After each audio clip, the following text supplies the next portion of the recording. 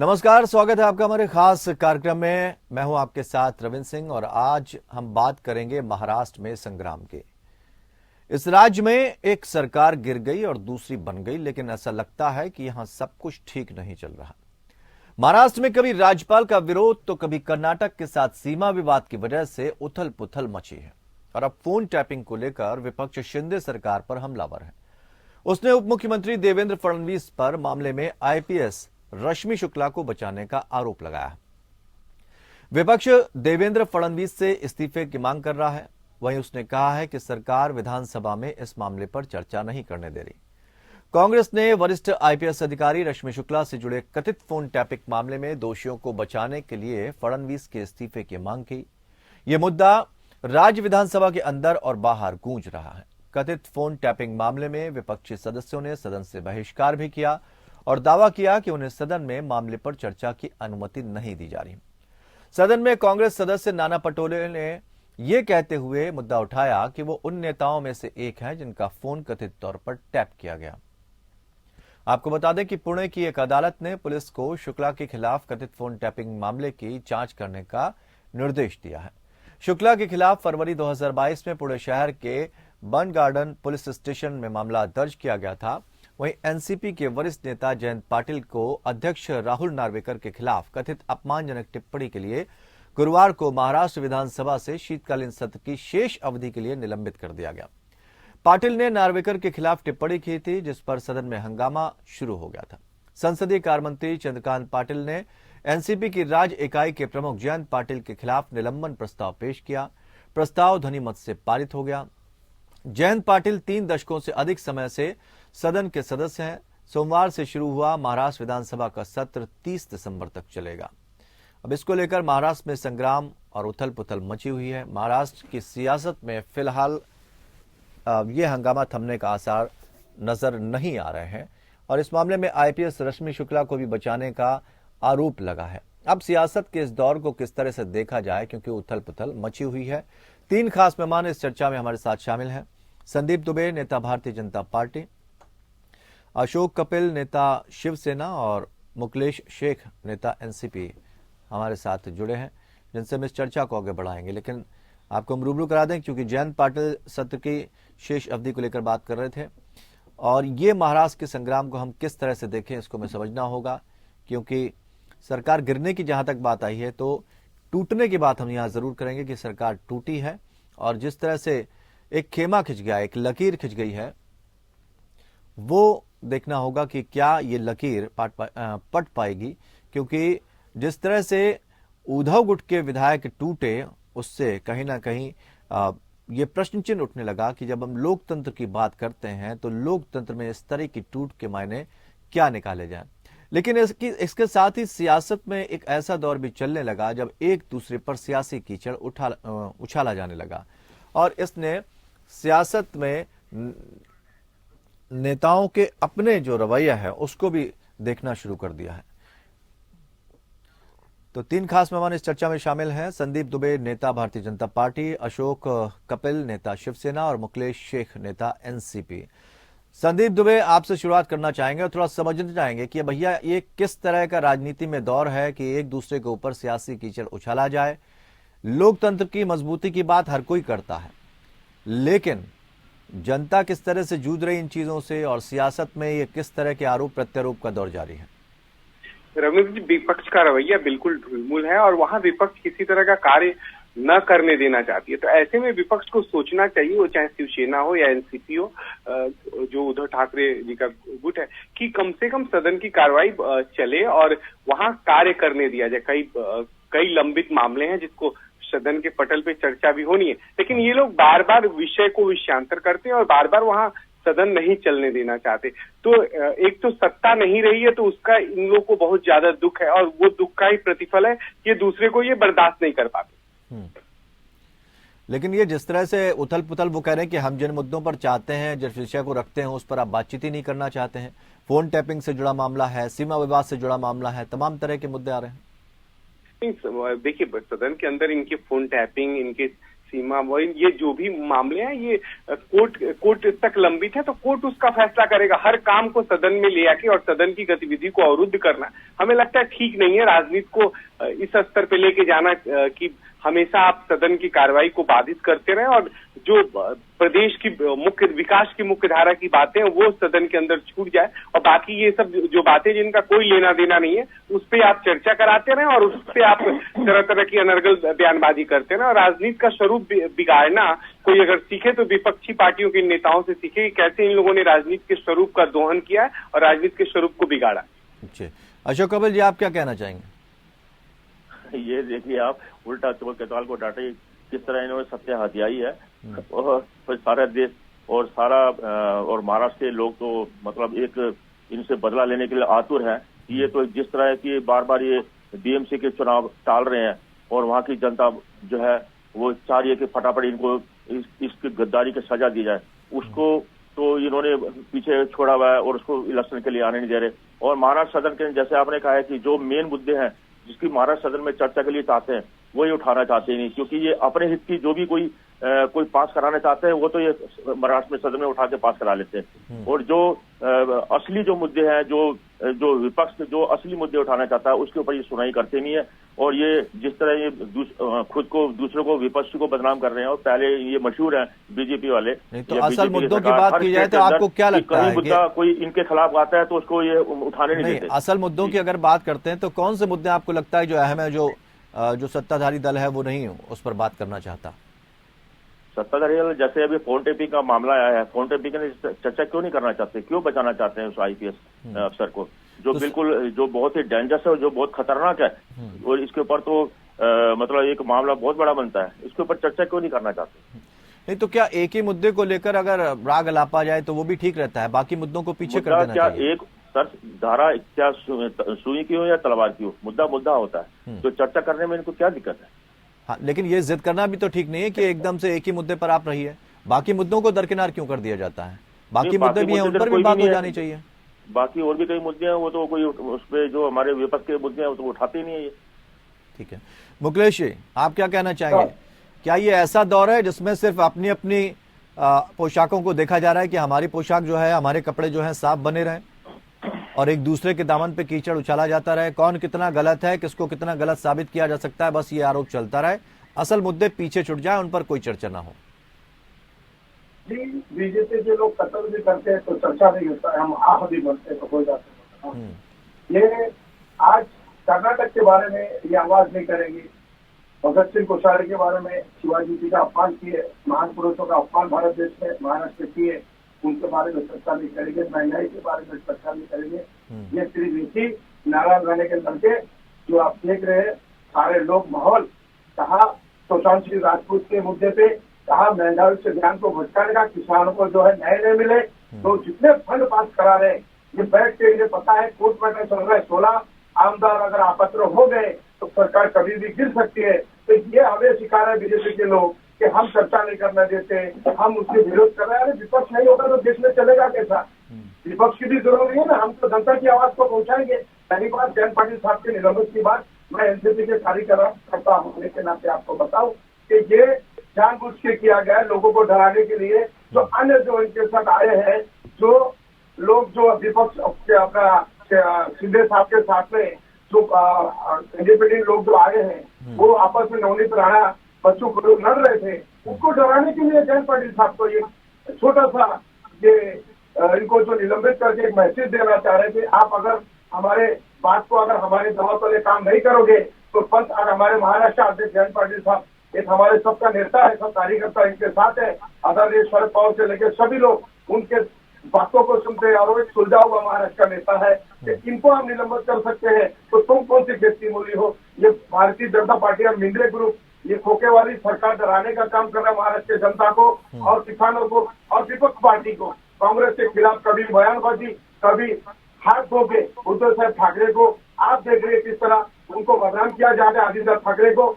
ये सब सारे चीज सीबीआई ने जांच किया हुआ है, उस चीज को मुद्दे को लाकर नारायण राणे के लड़के और सारे लोग एक लोगों की ध्यान को भटकाने का काम कर रहा है। तो घोटाला का प्रवीण दरेकर में किया बैंक का, बहुत से लोगों को क्लीन चिट दे चुका है, प्रसाद लाल जी को क्लीन चिट दे चुका है, सरकार बनते हैं इनको क्लीन चिट मिल जाती है। और जितने भी लोगों पे आरोप लगे थे विधायक के ऊपर 27 से 26 आमदार पर, उनको ले जाके गंगा पे नहलाकर, भाजपा के गंगा पे नहलाकर उनको साफ सुथरा बनाकर उनको बिठा दिया गया। अगर कार्रवाई लेकिन कोई भी सत्ता में तो कोई भी रहा उसके ऊपर इस तरह के आरोप लगते रहे। फोन टैपिंग का पहला मामला नहीं है, जो भी सत्ता में रहता है उस पर ये आरोप लगते हैं कि वो विपक्षी दलों के फोन टैप करवाते हैं। सारे देखिए सभी वरिष्ठ नेताओं को फोन टैप लक्ष्मी शुक्ला जी ने किया है, जब जाहिर है। और ये कोर्ट मैटर चल रहा है, इस पे शिंदे ग्रुप और देवेंद्र जी को जम मारने का मतलब ये होता है कि इन्होंने करवाया। सभी आईपीएस अधिकारी, आईएएस अधिकारी से देश चलता है, उन्हीं के अंडर से सब कुछ होता है। वो जो चाहेंगे लोगों को न्याय मिलता है। और ऐसे लक्ष्मी शुक्ला जी जो है इस तरह के कांड बीजेपी के केंद्र के इशारे से कर रहे थे, अमित शाह के इशारे से।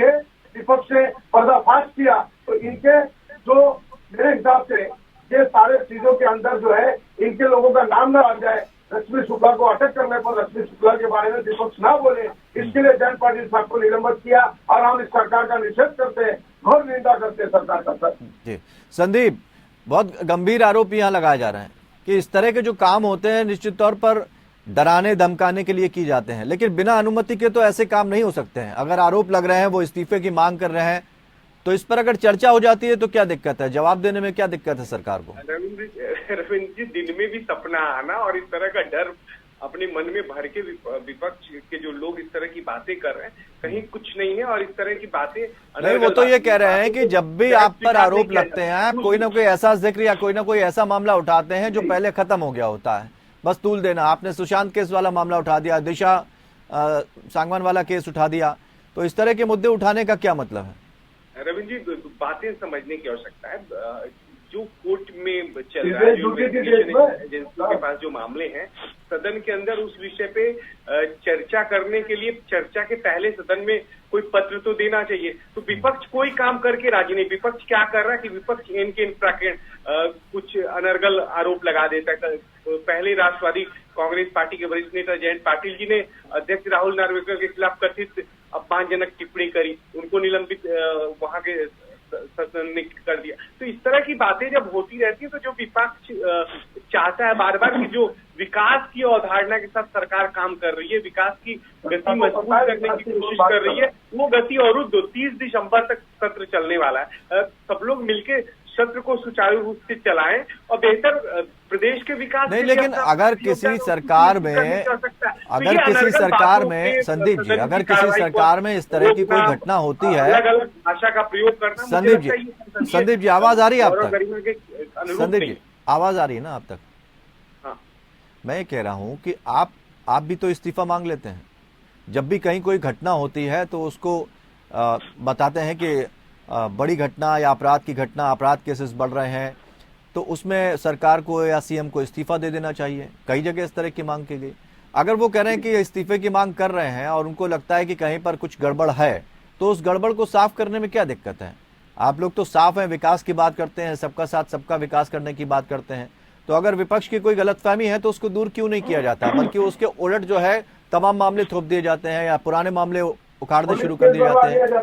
तो ऐसे में क्या सवाल ये नहीं है कि जो हमारी जांच एजेंसियां हैं उनकी साख पर भी तो सवाल खड़ा होता है?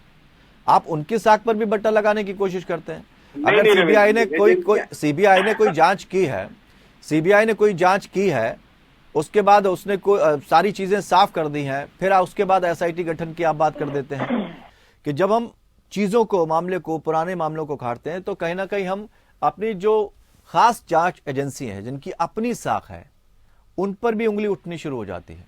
अगर सीबीआई सुशांत मामले में जांच कर चुकी है, उसके बाद आप फिर से कि ये एयू कौन है और आदित्य ठाकरे का नार्को टेस्ट हो जाना चाहिए, इस तरह की जो चीजें आती हैं, तो क्या ये हम माने कि आपको अपनी ही जांच एजेंसियों पर भरोसा नहीं है? रविंद्र जी, सबको अपनी जांच एजेंसियों पे भरोसा है। तो अगर भरोसा है तो फिर दोबारा से एसआईटी गठित करने की बात और स्पेशल जांच की बात क्यों कही जा रही है? रविंद्र, जैसा लोगों सबको पता है कि कुछ जांचें प्रभावित करी गई थी, लेकिन वो भी दूध का दूध पानी का पानी हो जाएगा। सरकार को अपना काम करने दीजिए। हर काम में सरकार के हर काम में अड़ंगा नहीं लगाना चाहिए। मैं एक और बात कहूंगा, 11 विधेयक आने थे इस बार पास होने के लिए। महाराष्ट्र सरकार जिला परिषद और पंचायत समिति विधेयक 2022 पेश करेगी, जिसमें जिला परिषद और पंचायत समितियों के सदस्यों की संख्या बढ़ाने का प्रस्ताव। ये वर्तमान विपक्षी पार्टियां ये सब नहीं चाहते। महाराष्ट्र राज्य नहीं, तो क्या ये संदीप गंभीर मुद्दा नहीं है? कई अच्छे संदीप, क्या ये गंभीर मुद्दा नहीं है? अगर कोई ये कह रहा है कि हमारे फोन टैपिंग हो रही है, हमारी फोन टैपिंग हो रही है, इस मामले को आप गंभीर नहीं मानते हैं? जो महाराष्ट्र के लोगों के हित का है, उस हित की अनदेखी विपक्ष हमेशा करके छोटे छोटे अड़ंगे लगाता है। नहीं, विपक्ष को ये समझना चाहिए कि सरकार को काम करने आप देंगे तो ही सरकार बेहतर काम करके देगी आप। ठीक है, लेकिन इसके साथ साथ ये आरोप है ना, क्या फोन टैपिंग का मामला, इसको गंभीर नहीं माना जाना चाहिए अगर कोई आरोप लगा रहा है या इस तरह की जो चीजें सामने आ रही हैं? देखिए, आरोप लगाना, अभी मैं आरोप आप पे लगा दूं, किसी पे आरोप लगा दूं, ये समय को तो जाया करना होता है। जो चीजें न्यायपालिका के अधीन है उसे न्यायपालिका को काम करने दीजिए। इन्वेस्टिगेशन एजेंसियां न्यायपालिका के अधीन है, न्यायपालिका के पास जाके वो चार्जशीट दाखिल करेंगी। उसमें सरकार, हर जगह सरकार कहाँ इन्वॉल्व है? सरकार, आपकी भी तो सरकार रही है। आप काम करने ही नहीं देना चाहते। आप महाराष्ट्र के लोगों के विकास से जुड़े मुद्दों पे आपको कोई लेना देना नहीं है। आप सिर्फ चाहते हैं कि सदन किसी तरह से स्थगित रहे और जो एन केन फरेब झूठ के मसले हैं उसको आप लाला के रास्ते में अवरोध करो। कौन आपका फोन टेपिंग कर रहा है? कहाँ से आप? अशोक कपिल जी, अगर आपको इस तरह सपने आ रहे हैं तो अशोक कपिल, ठीक है, आ रहे हैं मुकलेश जी, आ रहे हैं मुकलेश जी आ रहे हैं, सुनने को तैयार नहीं है। ठीक है, और क्या बात कर रहे हैं मुकलेश जी, एक मिनट, मुकलेश जी आ रहे हैं, आपके पास में आ रहे हैं। विधायक जो आने वाला विधेयक उस पर तो चर्चा करिए साहब। भाई मुकलेश जी आ रहे हैं। अशोक जी, जिस तरह गद्दारी और धोखेबाजी से ये सरकार बनाई गई है और वो जिस तरह मनमानी कर रही है वो सभी जानते हैं। अभी आपने देखा होगा हमारे प्लीज हमने आपकी बात सुनिए, मैंने आपकी बात सुनिए। एक मिनट संदीप जी, एक साथी बोल रहे हैं, इसको प्लीज आप शांत रहिए, मैंने आपकी बात सुनिए, मैंने आपको बीच में टोका नहीं है। ठीक है, जिस तरह गद्दारी और धोखेबाजी सरकार बनी है उसका आपने उदाहरण देख लिया है कि हमारे संजय राउत जी को जिस तरह इन्होंने ब्लेम लगा के और उनको जेल में डाला गया है और जिस तरह कोर्ट ने लताड़ लगाई है उस संस्था को कि आप कैसे मतलब इस तरह ये कर सकते हैं, ये कितनी शर्मनाक बात है। आप बाहर हो या सदन के अंदर हो, आपकी मनमानी चल रही है, पूरे देश के अंदर मनमानी चल रही है। अभी आज लोकसभा स्थगित हो गई है, लोकसभा खत्म, लोकसभा में कोई ऐसे किसी तरह के मुद्दे नहीं उठाए गए, ना बेरोजगारी के, ना महंगाई के खिलाफ। और केजरीवाल हमने कल उस पर बोला कि दिल्ली के अंदर एक भी ऐसा कोरोना का बंदा नहीं मिला है। उसके बाद आप जो है दिल्ली के अंदर इस तरह का सर, एक दिन पहले अशोक कपिल जी, अशोक कपिल जी, एक दिन पहले सर्वदलीय बैठक होती है। आप सबसे बोलते हैं वैसे ही अरविंद भाई अशोक जी बोलते हैं। अशोक जी, एक दिन पहले जो है सर्वदलीय बैठक होती है, चर्चा का विषय बनता है, कौन कौन से बिंदु उठाए जाएंगे उस पर पत्र भी पेश किया जाता है, उसके बाद ही तो चर्चा शुरू होती है जी। तो ये चीजें जब बैठक एक दिन पहले होती है उसके बाद क्यों नहीं रखे जाते? जब सदन शुरू हो जाता है उसके बाद कहा जाता है कि हम जो जिन मुद्दों पर बात करना चाहते हैं उस पर आप बात नहीं करना चाहते हैं, उससे एक दिन पहले तक आप कहते हैं सब ठीक है। तो इससे तो फिर आरोप आपके ऊपर भी लगेंगे, सवाल खड़े होंगे कि विपक्ष चाहता क्या है। नहीं, जो मुद्दे जो चर्चा अगर एक दिन पहले होती है उस चर्चा के लिए जो पॉइंट रखा जाता है तो रखे नहीं आते वो। तो वही पॉइंट तो रखे जाएंगे ना। कुछ मुद्दे अचानक आते हैं जो पता चलता है तो उसका रखा जाता है, उसके लिए प्रस्ताव पेश किया जाता है विधानसभा अध्यक्ष को। ठीक है, और वो अगर माने तो ठीक है, लेकिन वो तो सुनने को तैयार ही नहीं है। जो उसकी जो सत्ताधारी है उनके लोग सुनने को तैयार ही नहीं है, वो अध्यक्ष को सुनने नहीं दे रहे, बात नहीं करने दे रहे। नहीं तो एक मुद्दे पर सुई अटक जाना, एक मुद्दे पर सुई अटक जाना और बाकी मुद्दों को पीछे छोड़ देना भी तो ठीक नहीं है ना। और आप तो सब बड़े नेता समझदार हैं कि कितना पैसा इस पर खर्च होता है, जनता ठगी रह जाती है। वही तो मैं देखना चाहता हूँ कि लोकसभा केंद्र के अंदर लोकसभा चली है, कितना करोड़ों खरबों रुपए बर्बाद होता है, लेकिन पब्लिक के हित के लिए कोई मुकलेश जी जल्दी से आप अपनी कोई अच्छी बात नहीं की गई। ठीक है, नहीं बेरोजगारी के लिए कोई किसी तरह की कोई बात नहीं कही गई, ना कोई ऐसे मुद्दे पास हुए, ना किसानों के लिए पास हुई है, ना किसी पब्लिक के लिए। ठीक है, अशोक जी मुकलेश जी से ना बच्चों के लिए, ना बड़ों के लिए, ना अशोक जी मुकलेश जी से सवाल महाराष्ट्र के विपक्ष के ऊपर। लेकिन इस तरह के जो मुंह दबाकर इनको बोलने नहीं देना, जयंत पाटिल साहब को सस्पेंड करने के बाद कार्यकर्ता ने मोर्चा निकाला, कुछ लोगों ने अपने आपके तरीके से विरोध किया। हमारे काफी कार्यकर्ता हर राज्य में उन्होंने पुलिस के माध्यम से केस दाखिल कर दिया। तो अब आप क्या चाहते क्या है? ये सब इस्तेमाल करना चाहते क्या है मुकलेश जी? सत्ता पक्ष से क्या चाहते हैं? मैं यही चाहता हूँ कि गरीबों की सुने। आज पेट्रोल महंगा हो गया, गैस रसोई महंगा हो गई, सारे चीज जो श्री ईरानी जी ने बोला था सारे चीजों में मतलब चुन के ऐसे वादा करके उस जुमला को लाइक करे, लोगों के पीछे महंगाई के लिए बात करे और जिए और जीने दें। हम ठीक है। विपक्ष का काम है जनता संदीप के जी, हित में आश्वासन है, आवाज जल्दी से जवाब उठाएंगे, दें। किसानों के क्या हित में आश्वासन आवाज मिलता है? उठाएंगे। होगा देखिए, ऐसा? सरकार संकल्पित है, 11 विधेयक आने हैं सदन पटल पे, उस पे चर्चा के लिए और उसे पास करने के लिए। नहीं, मन की बात होगी, जन की बात होगी। यही अनुरोध है कि उस पे संदीप जी, चर्चा मन करें, की बात होगी, कार्रवाई जन की बात होगी। चलने दें और जो भी इनकी समस्या संदीप है, जी, उन समस्याओं को भी सुना जाए। संदीप जी, मन की बात होगी, जन की बात होगी। Time pass. जन की भी बात होगी और मन की भी बात होगी। ठीक। और जो सदन है, सदन जिसलिए बना है, सदन में चर्चा हो और सदन की कार्रवाई बदला लेने का काम कर रही है सुचारू रूप से चले, ये सरकार। सभी ठीक है। अनुरोध है कि आप लोग वक्त चलें। इतना ही था हमारे पास। बहुत बहुत विधेयक शुक्रिया आ रहे हैं। आप सभी मेहमानों का हमारे साथ जुड़ने के लिए। लेकिन उप मुख्यमंत्री देवेंद्र फडणवीस पर जो आईपीएस रश्मि शुक्ला को बचाने का आरोप विपक्ष ने लगाया, वो चाहता है उस पर चर्चा होनी चाहिए। लेकिन सत्ता पक्ष कह रहा है कुछ गंभीर मुद्दे हैं, बड़े मुद्दे हैं, उन पर चर्चा होनी चाहिए क्योंकि वो पीछे रह जाएंगे और वो जनता के हित से जुड़े हुए हैं। लेकिन ये आरोप प्रत्यारोप का दौर एक दूसरे पर सियासी कीचड़ उछाल रहा है और ये कब तक उछलेगा देखना होगा। लेकिन जनता भी शायद परेशान हो चुकी है कि आखिर सियासत के इस दौर में उसका स्थान कहां पर है, क्या उसको भी गंभीरता से लिया जा रहा है। तो लोकतंत्र की बात करने वाले लोकतंत्र के कितने हितैषी हैं, इसका अंदाजा वो खुद लगा लेगी। फिलहाल इतना ही, नमस्कार।